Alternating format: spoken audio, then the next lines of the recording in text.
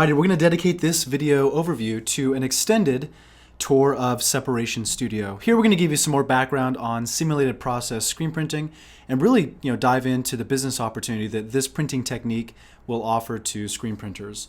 So to begin, let's first define why Separation Studio was invented. What is the purpose of this software product?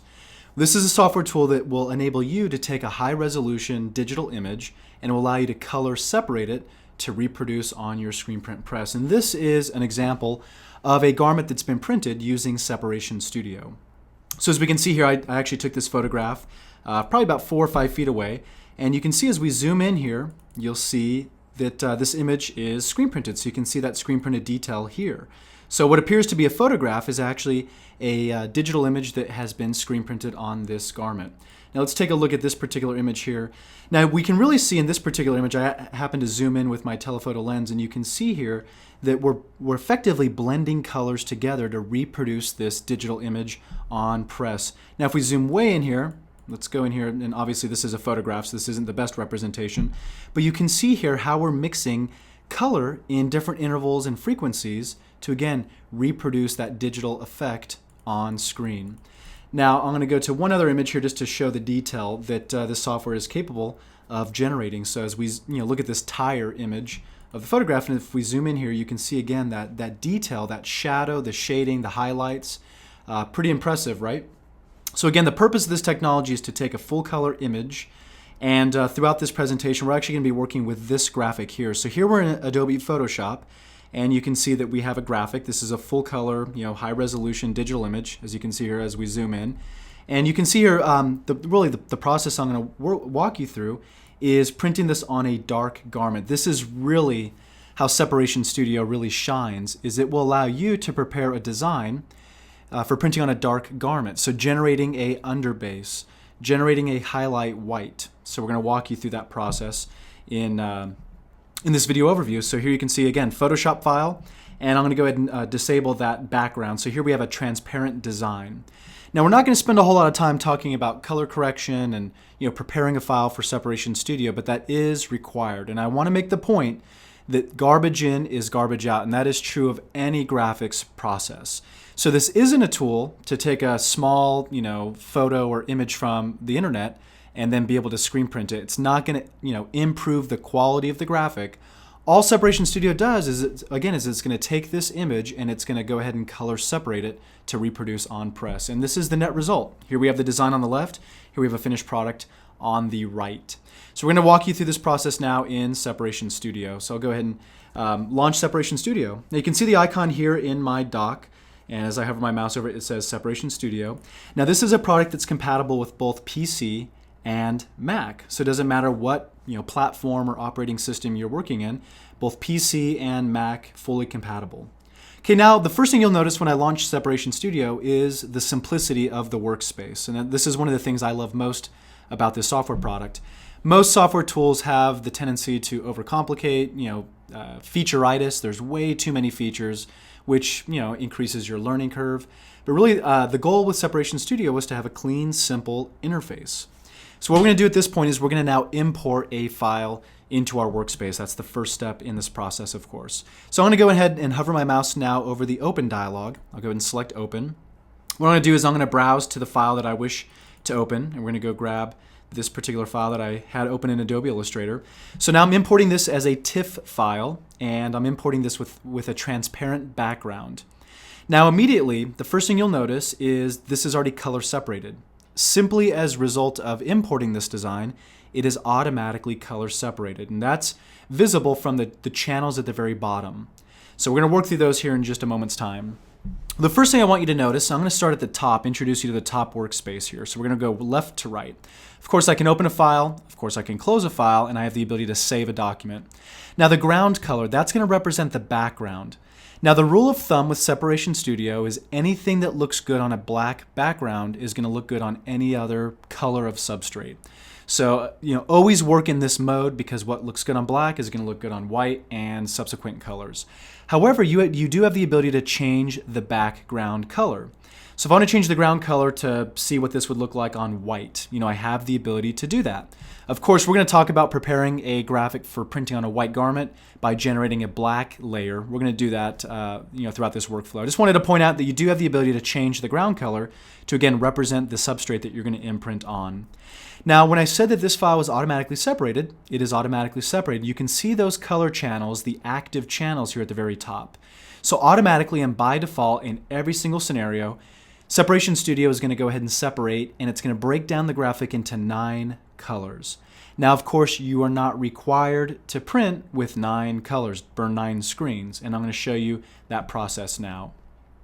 So what I'm going to do, we're going to skip down now to the very bottom, the channels, and you can see where my mouse is now hovering at the very bottom of the workspace, these thumbnails of the different channels. So the one thing I want to point out here on the right hand or the left hand side is the proof positive. I'm going to go and open up that proof positive. I can open it up in a new window to preserve that. Now the proof positive is effectively a presentation of how this file will look. Anytime I make a modification to the design, it's going to be reflected in the proof positive. So the reason that we love the proof positive is this is sort of your virtual press. This is your virtual press walk. Anything that you do to the design is going to be reflected in the proof positive. This is your way to know, what changes you've made, how that's going to impact your design and the quality. So proof positive, that's the first thumbnail here on the left-hand side. This is going to be an important tool for you to save time and save money. You don't have to you don't have to print films, burn screens, and actually get to press to find out how this is going to imprint because of the proof positive. Now you also have the ability to go File, and we have the ability to actually generate a color proof. So this is something that you might choose to present to a client and show them what this file would look like. So you can get their sign off, they can acknowledge the colors. So again, I have the ability to generate a high resolution color proof to present to a client and showcase. Now notice this, here we have a base white, and I'm going to go ahead and just select that base white. Notice if I select a channel, I can focus in and see all the detail and the data that happens to reside on that particular channel.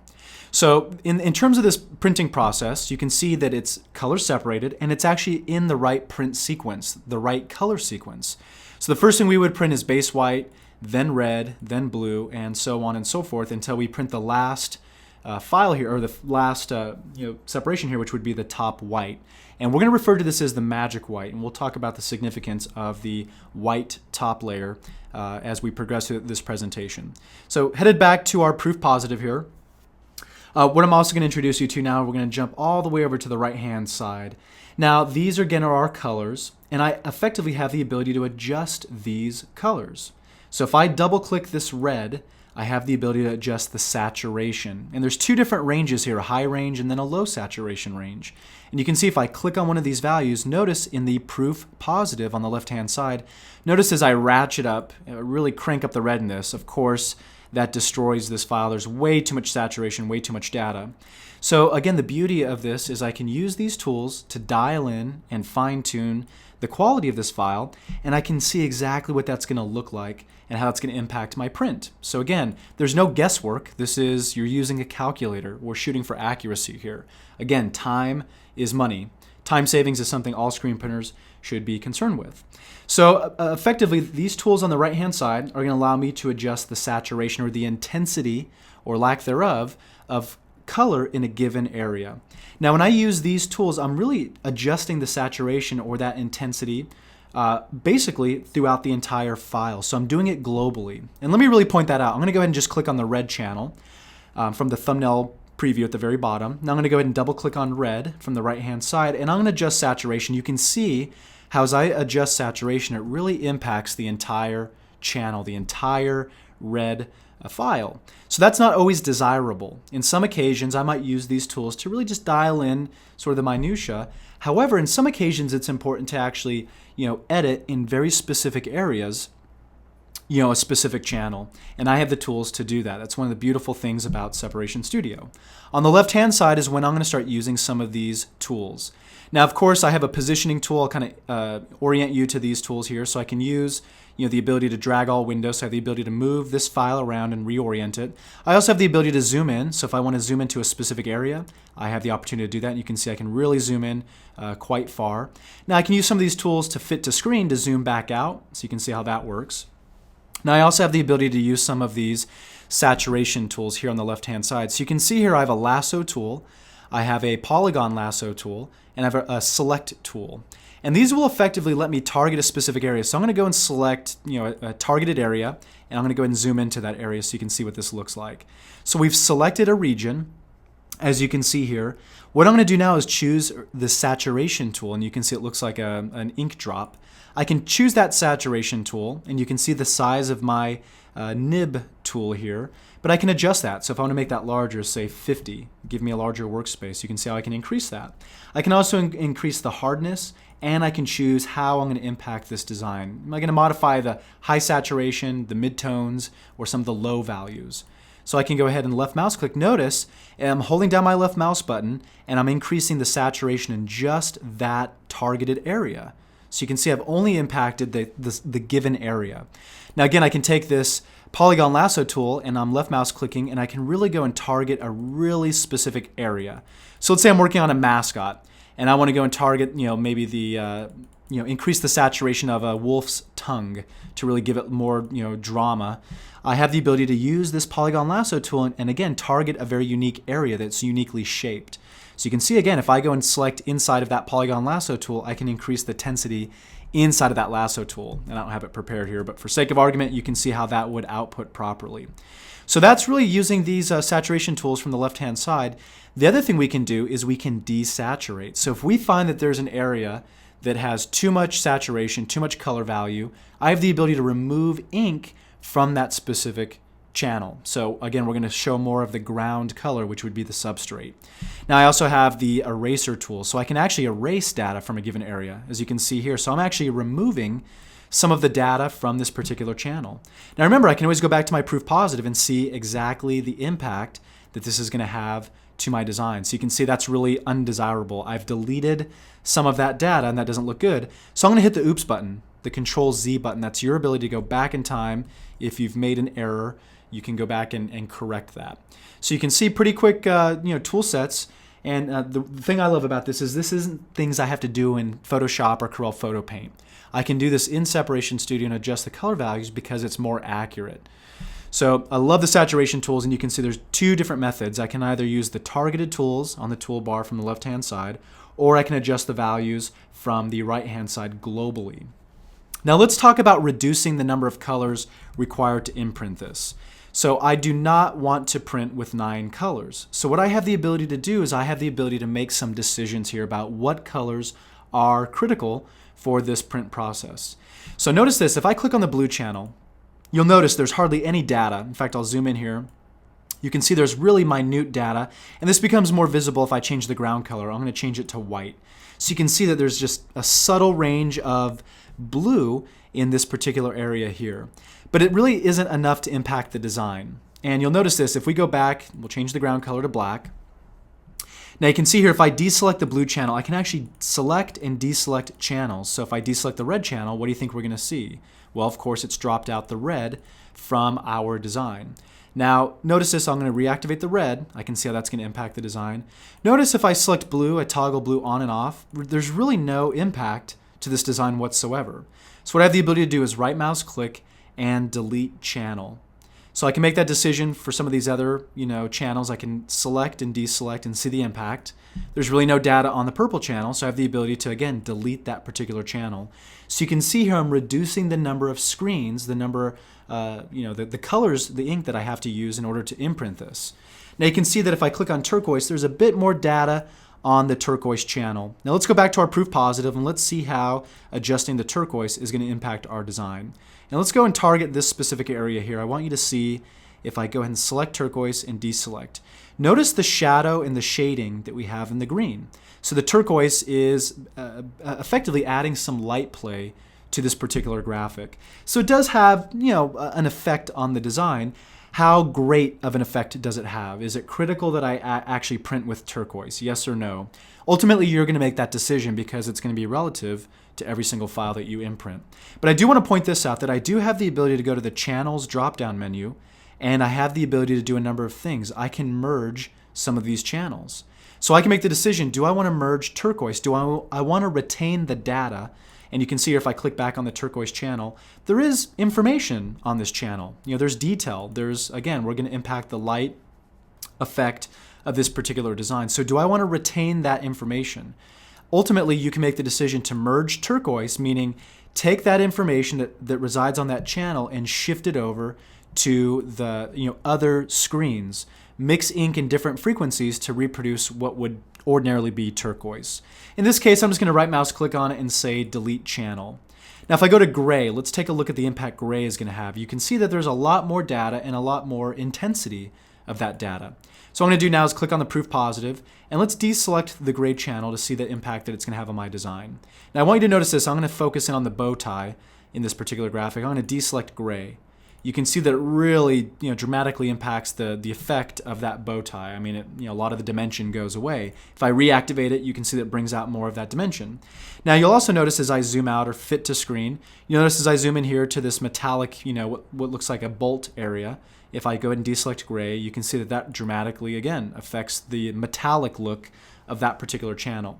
So in this case, maybe it's my goal to reduce this into a 5-color job. I want to make this a 5-color job. So what I'm going to do now is I'm going to go back to the channels drop-down menu, and I'm going to say merge gray. I want to retain that data, but I'm going to use different frequencies of the ground color, which is black in this case, and we're already printing with white. So of course, if I'm mixing black, which would be the garment color, and I'm mixing white in different frequencies, well, I can produce gray. So you can see what I've done. I've reduced this down into a 5-color job. I could produce this on press with 5 colors. Now let's walk through the process of this imprint. So I'm going to go fit to screen. And what I'm going to do now is I'm going to deselect the red, gold, green, and the top white. And what I'm going to do now is I'm going to kind of walk you through the imprint of this particular file. So you can see here the first thing we would do is we would print the base white. We would flash. Now the rest of this is going to be wet on wet. So you're going to print faster, and you're also going to save. It's going to be more efficient. You're not running your flash. You're printing faster, so you're being more efficient. Again, time is money for screen printers, right? Efficiency is key. Now you can see here, again, the first step, we would screen print the base white, and that's a foundation. Now one thing I want to point out, one critical thing I want to point out is if I hover my pick tool over an area in this design, notice you see the values. Look to the very right. Remember, here's our values where I can adjust the intensity of these colors. Well, as I hover my mouse in an area of this design, one golden rule for printing with your base white is you want to have at least one area, the most intensely white area in this, you want it to have 100% white. And that's going to be critical. You want to build up a really nice base white so your print looks vivid and those colors stand up against the ground color. So you can see here as I hover my mouse, look at those color values change if I reposition. So what I'm going to do is I'm going to try to find the greatest intensity of white in this particular base white. And in this case, it looks like the highest I can find is 83. So what I want to do is I'm going to ratchet this up so I have at least 100% white in a given area. So again, now that I've ratcheted up the white, you can see now where I'm hovering my mouse, I have 100% white in that given area. So that's going to guarantee that I have enough white ink to let these subsequent colors really pop and display properly on top of this base white. So what I'm going to do now is I'm going to go ahead and select the red channel. So you can see this is sort of a virtual press walk. I printed my base white, I flashed, I'm printing my red, and now you can see the effect. Look at that effect that it has as soon as I start mixing red and white in different frequencies and intensities. Now if I mix gold, if I print the gold layer, you can see exactly what that looks like. It's starting to bring out a lot of dimension. Now if I introduce the green, which is a predominant color in this particular file, now we can see a lot of dimension and texture in this particular file. Now this looks great, right? You can see on screen it looks really cool, it looks great. Well, notice this, as soon as I activate the top white, and of course this is a little hard to represent on a computer screen and of course in a video tutorial and overview, but this is the key to producing world-class professional prints, is the magic white, the white top. Now, why is this so important? What's the whole value of this? Is it just an extra screen? Is it more ink? Is it more time? No. What this is doing is it's effectively a good analogy to think of this is it's a gate. It's really impacting the intensity of color. So it's kind of throttling back the brightness of specific colors. But as soon as I add this white, not only does it throttle back some of the intensity of colors, but it also adds dimensions and highlights. So if the human eye didn't see highlights and shadows and shades, everything would be really flat and one-dimensional.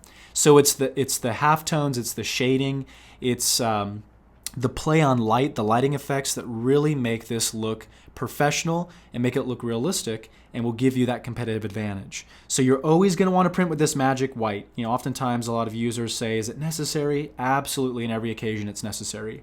Now, one thing that you'll find in the training materials is oftentimes you're going to have to throttle back the white ever so slightly. It was designed by default to be a little bit more intense, but what you can do is, again, I can adjust the top white. So on the right-hand side, I'm going to hit the white top channel, and what I'm going to do now is I can adjust the saturation. So you can see here, if I blow this out, you can see, wow, that's way too much white. So if I throttle this back down, and of course if I adjust some of these values, you can see that it's going to reduce the intensity of that white, but it's still going to make a big impact on this particular file. So that's the process from start to finish in terms of imprinting and preparing a file to print on a dark garment. We have a base white, red, gold, green, and white top.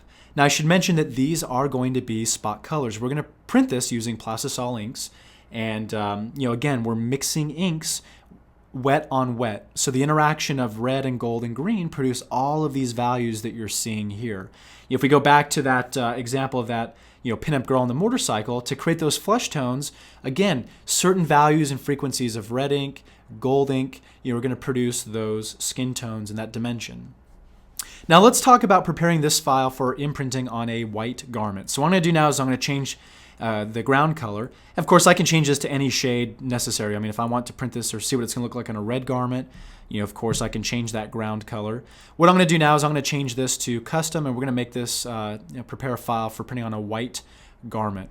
So one thing we have to do is we have to generate a black channel. So you can see in the drop-down menu, there's a generate black option. And what I'm going to do now is I have two options. Do I want to generate a black channel from the document, meaning the graphic that we've been editing and working on, or do I want to do it from file? In virtually every instance, you're going to want to do it from file. You're going to want to take and generate a black channel from the original unaltered, unedited graphic in Separation Studio. Now there's 3 different presets for generating a black layer. In almost every single occasion, you may choose to use Sharper. That's going to bring out a lot more detail. So what I'm going to do is I'm going to go ahead and select Sharper, and what I'm going to be prompted with is, where is your original file? So Separation Studio is going to ask me, hey, where's your original graphic? So I'm going to go ahead and grab that original graphic. Separation Studio has now generated a black Sharper channel. And you can see that now as I select the black Sharper channel. That is the black ink that I would imprint. So you can see exactly what that would look like, and now this is prepared for printing on a white garment. So I would deselect the base white here, and you can see, here's my black Sharper, and I'll deselect these other channels so you can see this printing process. So the first thing we would do, print the black.